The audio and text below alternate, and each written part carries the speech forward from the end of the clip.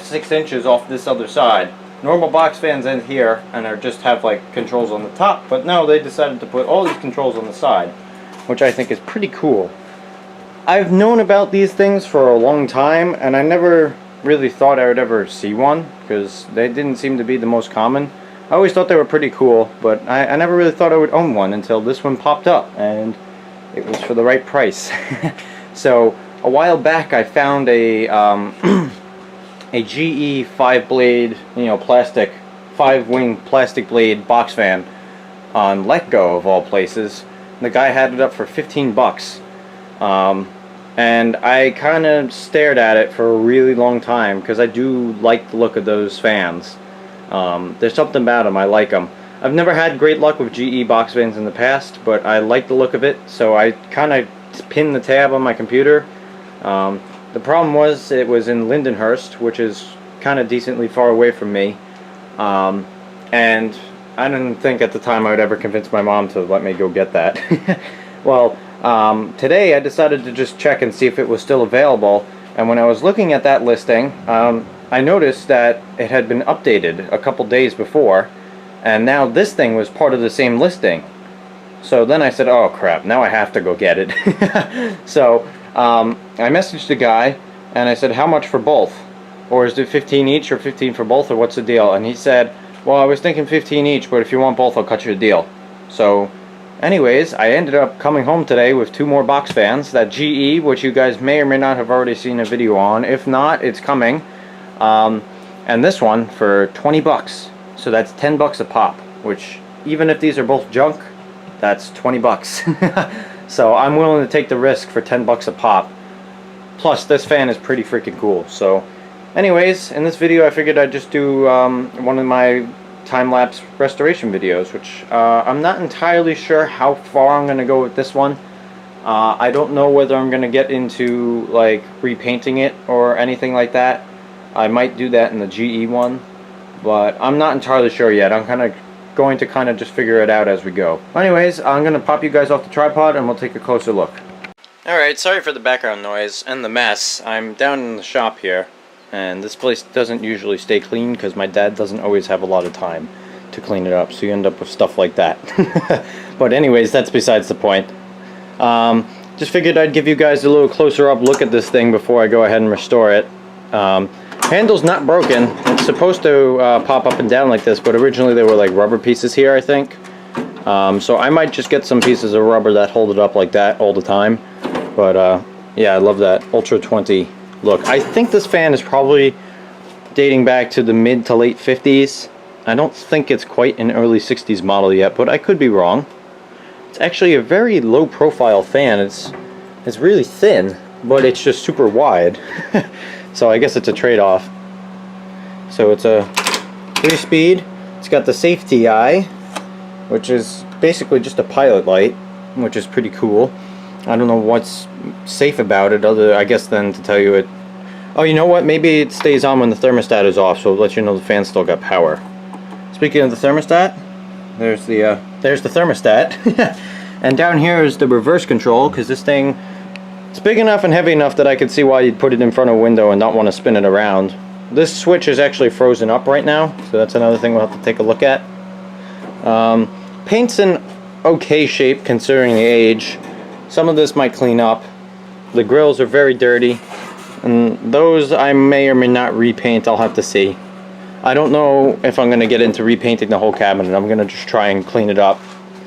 This is like some sort of plastic material. Don't know what it is. The back grill's obviously got a little bit of an issue here. It doesn't really... Oh, you know what? There we go. Oh.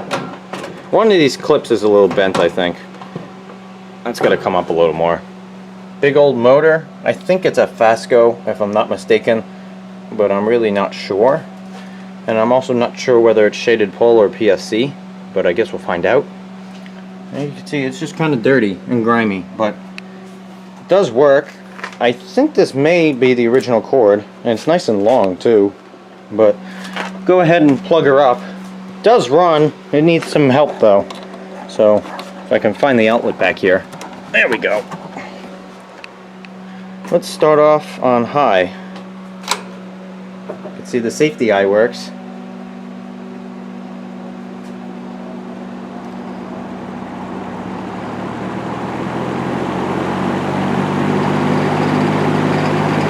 it's got some vibrations, but it's also got some bearing noise. That doesn't sound super healthy. Hopefully that's more thrust washers than anything, but we'll see. Put it down to medium. Thermostat works. Oh yes, that does stay on, so that's probably what that's for. Yeah, that's some serious bearing noise. I think this back support is a little bent too, but we'll have to see. That could also be why the grill's not staying on right. It's got a Venturi ring too. I'm sure you guys all noticed that, but I didn't say it. I kind of just noticed that actually. Jeez, it was a bit of a busy day. We'll go down to low here. This thing's really quiet, but it is throwing out the air like you wouldn't believe. That's a really slow low. I don't know if it's supposed to go that slow or not. That seems awfully slow. I can't expect that that's how slow it's supposed to actually be. I don't know if reverse works because the thing is stuck, but the bearings seem pretty free, which actually makes me a little nervous. So hopefully that's more thrust washer noise than anything. Hopefully the bearings are still okay, but I guess we'll see. But anyways, guys, I'm gonna throw you up on the tripod here, and this might be a bit of a longer one because this is gonna need a lot of work. But anyways, I think it's time for the time lapse.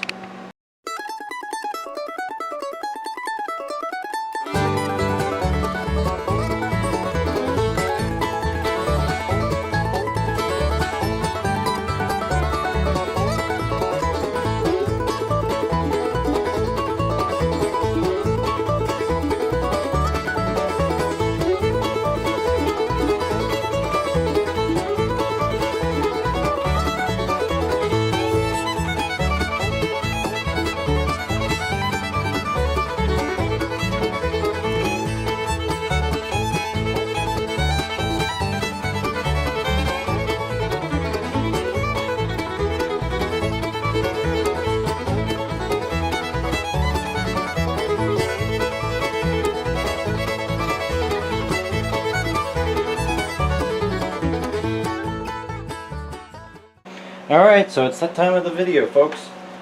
It's the time where I plug it in after oiling the motor and see if just oiling it did enough. I was surprised to find when I pulled this motor apart that A, it wasn't very dirty, and B, it looks like it had been recently oiled. So I guess maybe somebody had serviced this thing with the oil ports at some point, but let's see. I think it's still going to make that noise because I think it needs some thrust washers, but that's not too bad. Oh, I mean, that play is bad, but it won't be too bad to get thrust washers.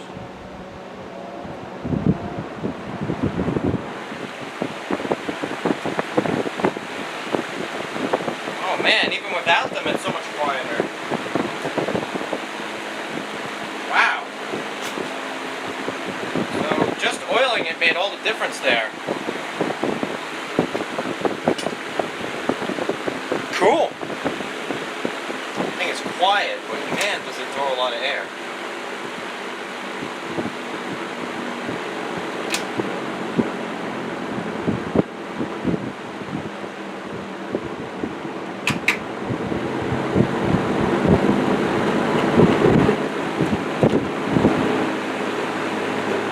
Definitely needs thrust washers though. I don't know if I'm doing that in this video though. Remember when I said this piece was plastic before? I should have known better. That's metal. Also, I think somebody's been in here before and I think somebody replaced the cord, so this one probably isn't original. So, I'll have to decide whether I want to keep that or not. But, anyways, let's continue.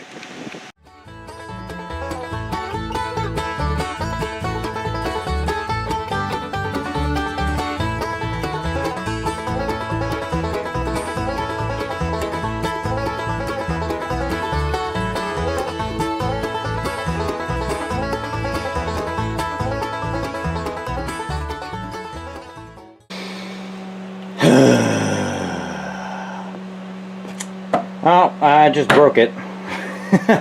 I just broke my reverse switch. That sucks.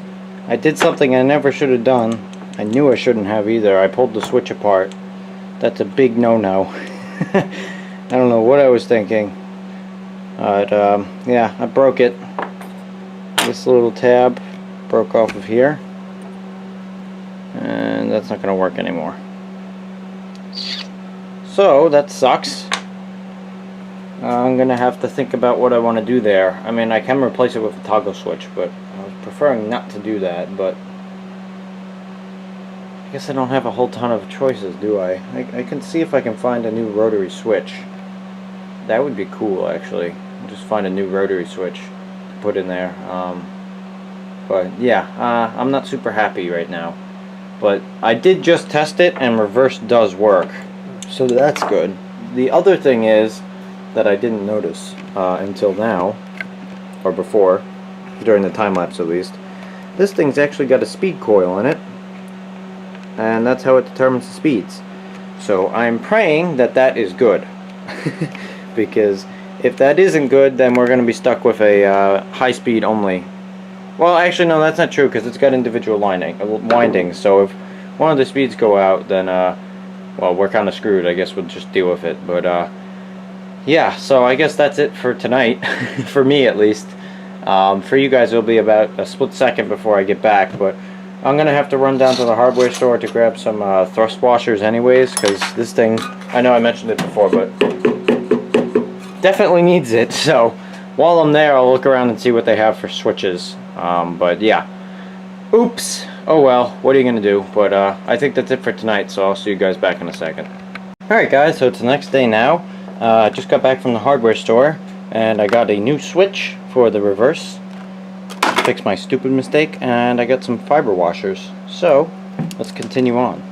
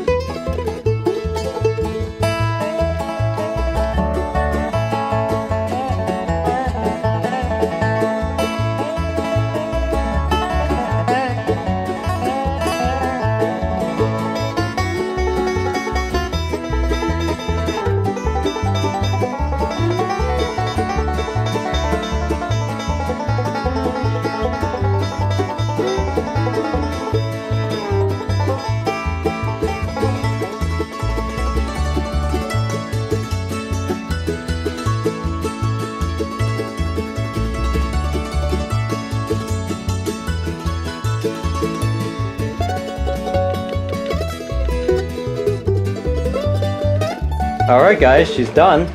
Came out pretty darn good, I have to say. It cleaned up a lot more than I thought it would. What I thought was a lot of rust and dust and crust ended up just being like really thick dust. So once that washed off, it actually came out pretty darn good. Still a little annoyed that I broke the reverse switch, but honestly, the toggle doesn't look too terrible, and it's definitely clunky enough to pass.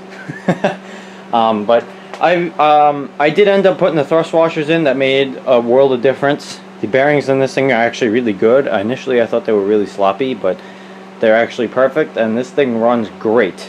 There, knock on wood, doesn't seem to be any issues with the speed coil. Thermostat works fine, reverse works fine. The only thing I might do at some point is adjust this handle. It is supposed to be loose. I'm just not thrilled about the masking tape, but we'll figure it out. Grills still have some crap on them. At some point maybe I'll power wash them, but looking at it directly, you know, forward, it looks alright. If you look down on it, kind of like this, you can see how rusty they are. But I think I'm just going to leave this one the way it is and call it a patina.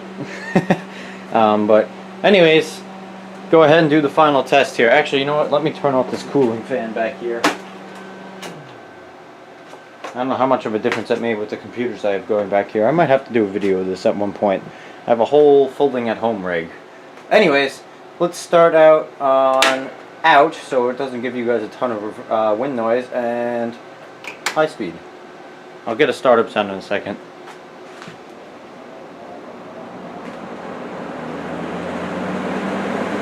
This thing, as it should, moves a ridiculous amount of air for the amount of noise it makes.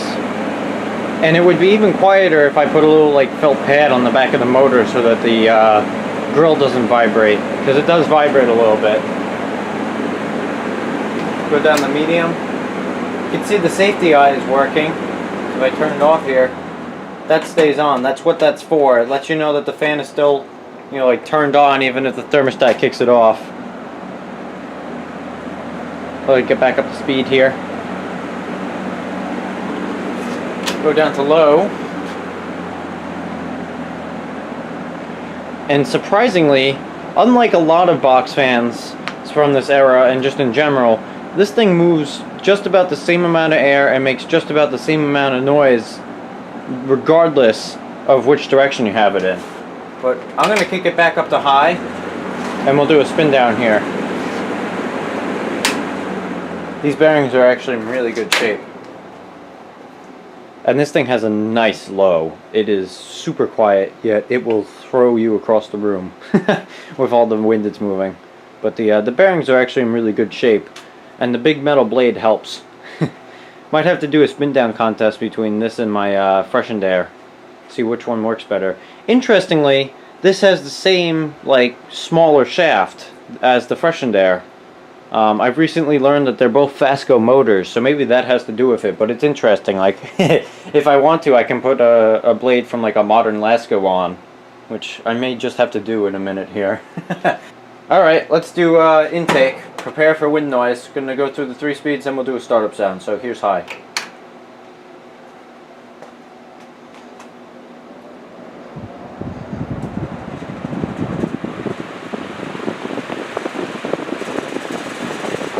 A nice strong breeze. It's great. That back grill vibrates a little bit.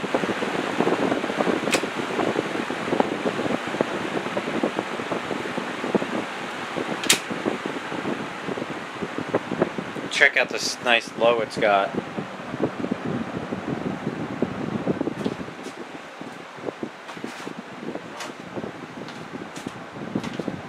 Here's a tissue.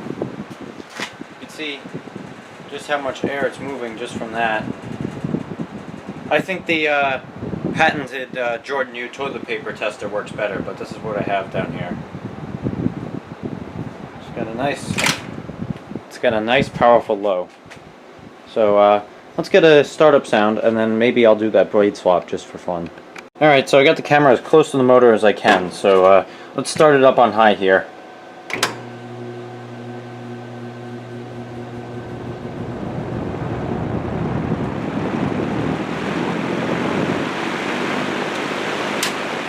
Got got a very subtle, like, harmonic noise to it, but it's there.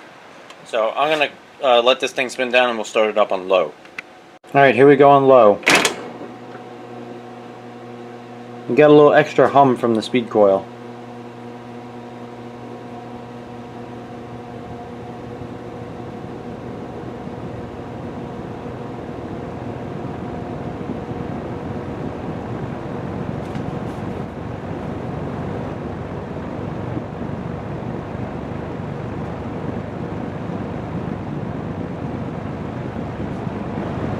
I think that's all she's got. Alright guys, so I decided against doing the blade swap in this video because I pulled the grill off and I realized that this thing actually has a second little clip to keep the blade from sliding off the shaft if the set screw were to come loose, and honestly I'm too lazy to undo it right now. But I've also figured that I'll just do a separate video on blade swapping between this and the freshened air with different blades that I have, and I think that will be a little more interesting. So stay tuned for that video, but anyways guys, thank you all for watching. I hope you all enjoyed the video.